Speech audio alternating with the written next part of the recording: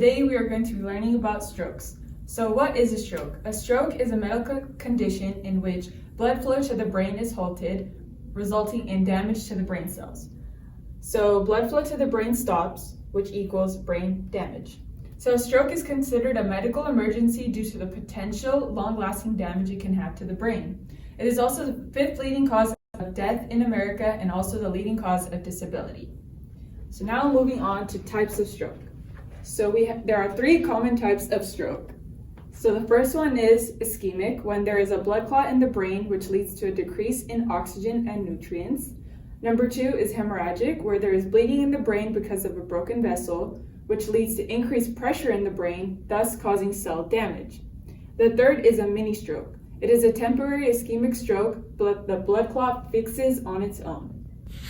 What are the risk factors that can cause a stroke? They are high blood pressure, obesity, physical inactivity, poor diet, smoking, and high cholesterol. It accounts for 82 to 90% of all strokes.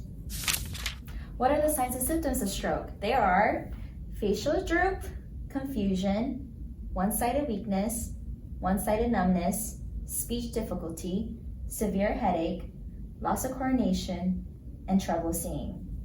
You see here facial droop, slurring in speech, and our one-side weakness.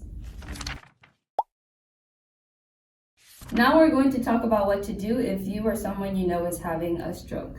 First, you would look for symptoms of a stroke, and for that you can remember the acronym BFAST. The acronym stands for balance, eyes, face, arm, speech, and time. So for each of these, you would see balance loss,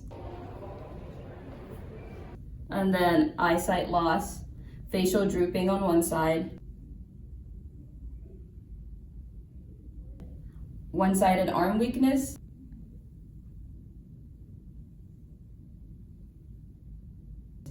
and speech difficulty. If you see all of these symptoms or most of these, it would be time to call 911. Here are some three do's and some three don'ts that you should never do when someone you know is having a stroke. So the first thing you should do is write down the time, because this will help the doctors figure out what kind of medication treatment to give the patient.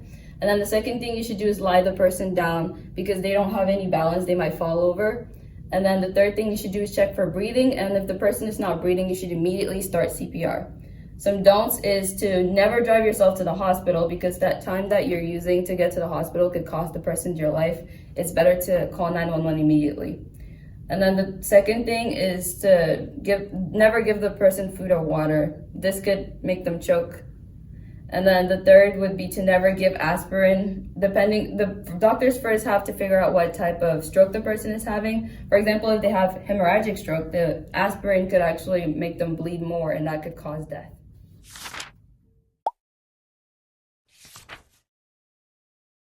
So treatments for a stroke: if you had an ischemic stroke, you would take TPAs, which are clot busters, so that would help to break down the clot. You could also have surgery. If you don't get to the hospital in time, you may need to have surgery to get the blood clot removed from the brain.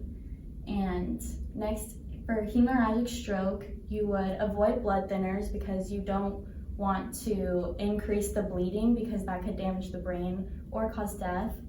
TXAs are a medication that would help to stop the bleeding, and you could also need surgery to repair the blood vessel that was ruptured.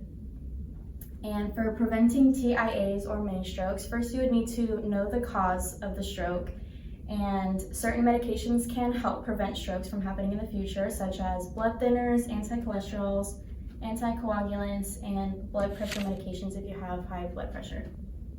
So some long-term effects of a stroke are, some physical effects would be paralysis or weakness, impaired motor control, mostly on one side. For example, balance, coordination, issues with gripping items such as your toothbrush, swallowing difficulty, numbness or tingling or pain, incontinence, and vision problems.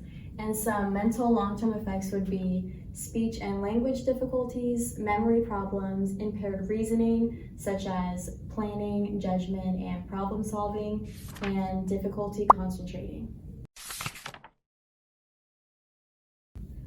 According to the CDC, in San Joaquin County, 94 out of 100,000 people die from strokes. In California, that's 78 out of 100,000 people. That puts San Joaquin County residents at a 20.5% higher risk of dying from strokes. Some community resources in San Joaquin County are St. Joe's Hospital, San Joaquin General Hospital, and the Dameron Hospital. They have specialized care for stroke patients. A support group is the Sutter Tracy Club, located here. They meet every third Thursday of the month, where they provide education, prevention, rehab, and peer support for stroke survivors.